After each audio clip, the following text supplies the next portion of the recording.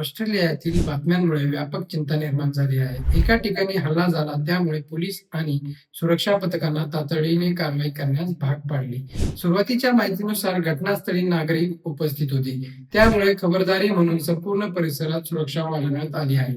पोलिसांनी सांगितले आहे की परिस्थिती नियंत्रणात आहे आणि तपास सुरू आहे. सरकारने लोकांना घाबरू नका आणि सोशल मीडियावर फिरणाऱ्या खोट्या बातम्यांवर विश्वास ठेवू नका असे आवाहन केले आहे. फक्त पोलीस किंवा सरकारने दिलेल्या माहितीवर विश्वास ठेवा. आता प्रश्न उद्भवतो, ऑस्ट्रेलिया सारख्या देशात जिथे सुरक्षा आधीच मजबूत मानली जाते, अशा घटना कशा घडतात?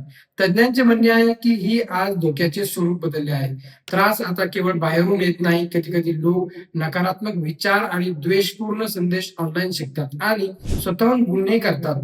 अशा घटना आपल्याला आठवण करून देतात की सुरक्षा ही फक्त पोलीस आणि शस्त्रे नसून लोकांच्या समजुती, अचूक माहिती आणि परस्पर विश्वासाबद्दल देखील असते. हल्ल्याचा उद्देश भीती पसरवणे आहे, पण जेव्हा लोक घाबरण्याऐवजी शांततेने आणि शांतपणाने वागतात तेव्हा तीच सर्वोत्तम प्रतिक्रिया असते. आता तुमचे मत जाणून घेणे महत्वाचे आहे. आज अशा घटना रोखण्यासाठी नवीन विचार आणि नवीन पद्धतीची आवश्यकता आहे का? कृपया तुमचे मत कमेंट मध्ये सांगा आणि आमचा व्हिडिओ आवडला असेल आमच्या व्हिडिओला फॉलो करा.